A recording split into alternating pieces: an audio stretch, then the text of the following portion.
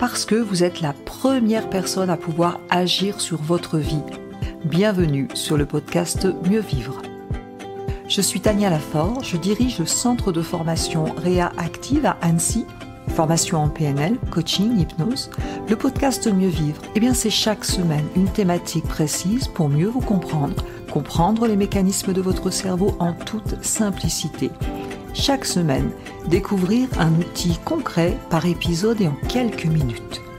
Pour vous aider à rebondir face aux difficultés de la vie, à réussir vos projets et ou tout simplement à être au top de vous-même. Si vous appréciez ces podcasts, pensez à vous abonner et à partager. Bonne écoute à vous. Alors toujours dans la gamme des présupposés de la PNL, cette fameuse psychologie de vie, cette façon de regarder le monde, en programmation neurolinguistique, on part du principe que la flexibilité est la clé du succès. C'est-à-dire, plus on est capable d'être flexible, plus on a de chances de réussir. Je vous donne un exemple. Imaginez, alors vous connaissez très bien d'abord l'histoire du chêne et du roseau, certainement. Imaginez un bambou lors d'une tempête, une tempête qui arrive. Au lieu de résister et de se casser, il se plie, se balance avec le vent. Et c'est cette flexibilité qui va lui permettre de survivre aux pires conditions. De la même manière, dans la vie, être rigide face aux défis peut souvent nous briser. Mais en adoptant une approche beaucoup plus flexible, on peut vraiment survivre, prospérer et atteindre son objectif. À l'image d'un voilier, imaginez un voilier qui décide de partir à un point A pour aller à un point B. Il a donc un objectif et ça déjà c'est une bonne chose. Mais pour atteindre son objectif, son point B, parfois il a un vent arrière et là c'est facile, ça va aller tout droit. Mais parfois il y a aussi des vents contraires, il y a des contraintes, la météo change. Un voilier, qu'est-ce qu'il va faire s'il est flexible ? Il va simplement virer de bord, il va changer de bord, il va adapter sa navigation en fonction du vent, en fonction de la direction du vent et il finira par atteindre son objectif parce qu'il est flexible. C'est exactement la même chose dans la vie. Où vous êtes flexible, vous gardez votre objectif en tête et vous vous adaptez en fonction de ce qui se passe dans la vie sans changer forcément d'objectif et vous finirez par atteindre votre objectif où vous résistez face aux obstacles et ça risque de casser et de ne pas aboutir. Je vous prends un exemple, l'exemple de Laura, chef d'entreprise. Lorsqu'il y a eu la pandémie qui nous a frappés en 2019, son entreprise traditionnelle a été mise vraiment à rude épreuve, comme beaucoup d'entreprises. Mais au lieu de s'accrocher à l'ancien modèle, Laura a rapidement adapté son entreprise à un modèle en ligne, en offrant des services virtuels. La flexibilité lui a non seulement permis de garder son entreprise à flot, mais aussi d'atteindre une nouvelle clientèle.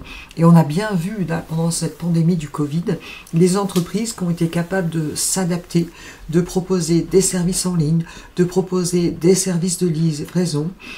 En ce qui nous concerne, on a commencé à faire des formations en ligne. On avait déjà un peu commencé, mais ça a largement développé. Et finalement, le fait de s'adapter, ce mode option dont on parle quand on parle des métaprogrammes de PNL, va nous permettre de réussir. Thomas, un enseignant, face à des élèves complètement désengagés, au lieu d'insister sur sa méthode d'enseignement rigide, il a décidé d'essayer une autre façon d'apprendre, une autre façon de leur transmettre, d'autres techniques pédagogiques. En étant flexible, il a réussi à capter l'attention de ses élèves et à les passionner d'une autre manière.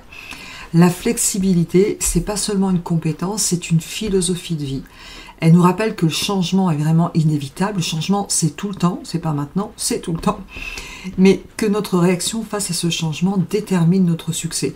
Et aujourd'hui, dans le monde actuel, plus encore, je pense qu'il y a une cinquantaine d'années, tout va très vite, tout change très vite. Je vois dans le milieu de la formation, on a des obligations qui changent très régulièrement. Et si on n'est pas capable de s'adapter, c'est difficile. Donc il faut travailler cette flexibilité et on a plus de chances de réussir dans la vie.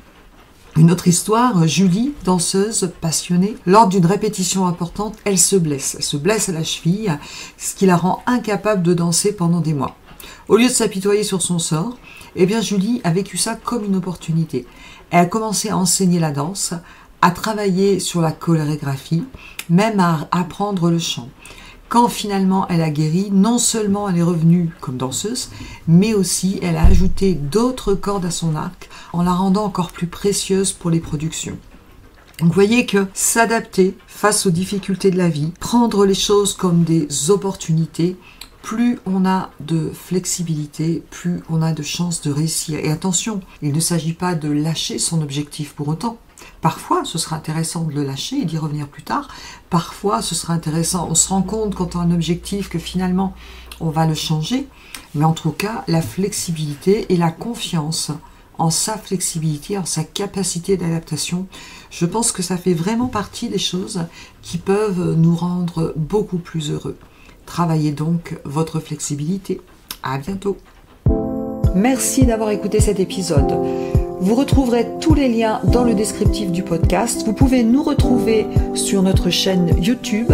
Vous pouvez télécharger des ressources gratuites, e-books. Vous pouvez aller sur notre site internet. Et avant de partir, surtout, abonnez-vous au podcast si vous voulez recevoir les prochains épisodes et laissez des petites étoiles pour que ces astuces puissent servir à d'autres personnes. Je vous remercie et je vous dis à très vite.